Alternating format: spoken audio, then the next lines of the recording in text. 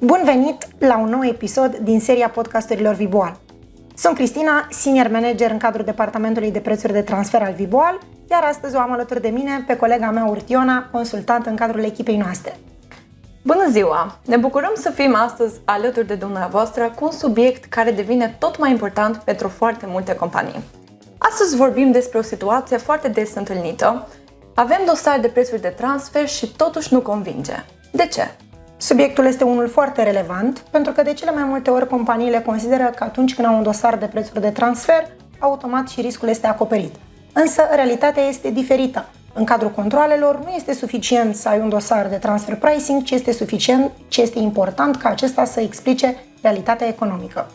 Deci, practic, nu discutăm despre lipsa documentației, ci despre capacitatea ei reală de a susține ce se întâmplă de fapt în business. Corect. Cred că aici merită să pornim de la o distinție simplă. Există o diferență între un dosar care este compliant și un dosar care este explicabil. Da, și este o diferență foarte importantă. Adică, un dosar standard are tot ce trebuie. Are descrierea grupului, are analiză funcțională, tranzacțiile, metoda, benchmarking-ul și concluzia. Cu alte cuvinte, bifează toate cerințele. Corect, însă în practică nu acest lucru este cel mai important. Autoritățile fiscale nu verifică să ai un dosar corect, întocmit, formal, conform structurii legale, ci verifică că acel dosar să poată explica realitatea economică a business-ului. Este important să poți descrie de ce societatea derulează anumite tranzacții intragrup, care este motivația lor, de ce societatea are un anumit profil funcțional și de ce cifrele societății sunt compatibile cu acel profil funcțional. Deci, mesajul principal al episodului de astăzi ar fi că un dosar de prețuri de transfer poate fi corect făcut formal, dar să nu fie convingător în practică. Da, și asta vedem foarte des în practică. Dosarul poate fi corect întocmit, dar dacă nu poate susține cifrele business-ului, atunci devine complet nesustenabil. Adică, autoritățile nu citesc documentația ca să vadă că există analiză, ci să vadă dacă există de fapt coerența. Hai să le luăm pe rând. Primul semnal că un dosar nu convinge este atunci când analiza funcțională nu seamănă cu realitatea operațională. Corect, acesta este un punct sensibil pentru că analiza funcțională constituie întregul schelet al dosarului de transfer pricing. Și dacă de la bun început analiza funcțională nu a fost stabilită corect, atunci întregul dosar devine unul sensibil și greu de susținut. Deci, să înțelegem bine, problema apare atunci când, de exemplu, compania este descrisă în dosar ca fiind de low risk, dar în realitate lucrurile nu stau chiar așa. Corect, vedem de foarte multe ori în cadrul dosarelor de preț de transfer faptul că societatea din România este descrisă ca o entitate cu profil funcțional limitat, low risk, dar în fapt ea are oameni cheie, ia decizii de business, identifică clienții, are atribuții în activitatea comercială, ceea ce înseamnă că descrierea din dosar nu mai este compatibilă cu realitatea economică. Iar într-un dosar acest lucru și în cadrul unui control acest lucru slăbește foarte mult documentația de prețuri de transfer. Al doilea red flag ar fi descrierile prea generale ale serviciilor între grup, adică genul de formular foarte larg. Management Services, IT Support, HR Support sau servicii de suport strategic.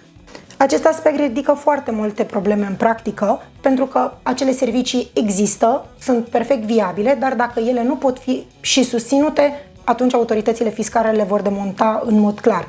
Este important să putem arăta ce s-a prestat concret, de ce era necesară acea prestare și ce beneficiu economic a adus entității locale. Deci simplul fapt că serviciul este denumit nu înseamnă că este și demonstrat. Corect, și acest lucru este important în practică. Nu este suficient să avem un contract, nu este suficient să avem o factură, ci este important să putem demonstra și să putem aduce dovezi ale prestării serviciilor și ale beneficiului pe care l-a adus entității din România. Cu alte cuvinte, serviciul trebuie nu doar descris, ci și explicat și ideal, susținut cu exemple, livrabile, corespondență sau implicare concretă. Altfel, rămâne prea abstract. Dar ce spui despre benchmark? Cred că și aici merită spus că poți avea un benchmarking corect, tehnic construit, dar care totuși să nu convingă. Da, este o nuanță foarte importantă cea pe care ai punctat-o, pentru că de cele mai multe ori studiile de comparabilitate sunt tehnic corect întocmite, însă dacă ele pornesc de la o premiză total greșită, atunci și comparabilele selectate vor fi automat greșite.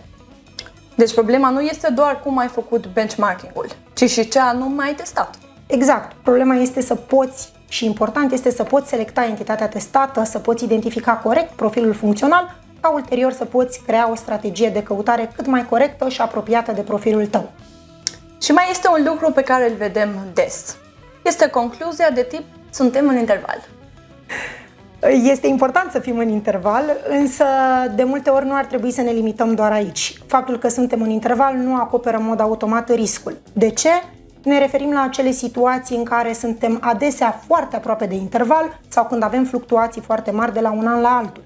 Este important să putem explica de ce există aceste fluctuații.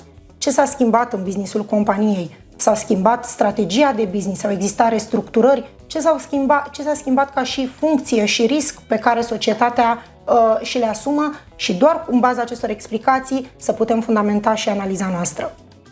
Mai este și situația în care există diferențe între ce spune grupul și ce susține de fapt echipa locală.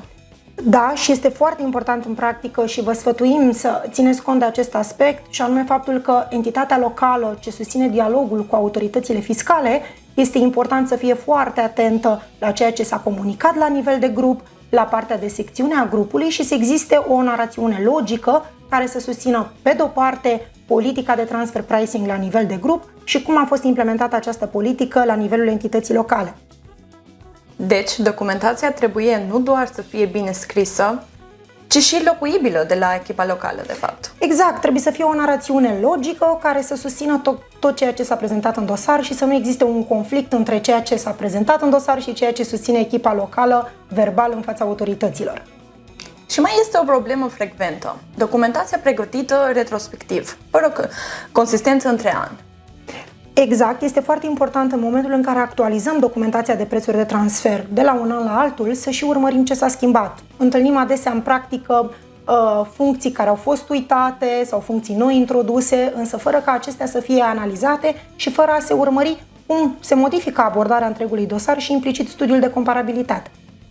Deci nu faptul că există schimbări este problemă, ci lipsa explicației pentru ele. Corect, schimbările există în orice business, însă este important să le putem explica și mai departe să vedem, exact cum am spus mai devreme, cum influențează abordarea noastră în cadrul dosarului.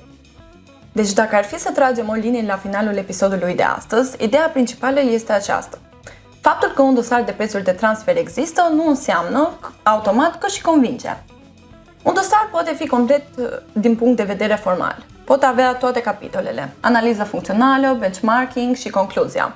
Dar dacă nu reflectă realitatea operațională și nu explică logic rezultatul, rămâne vulnerabil. Iar ceea ce face de fapt diferența de cele mai multe ori este coerența. Coerența dintre profilul funcțional și activitatea reală, dintre tranzacții și beneficiul lor, dintre documentație și cifre, dintre ce spune grupul și ce poate susține de fapt entitatea locală.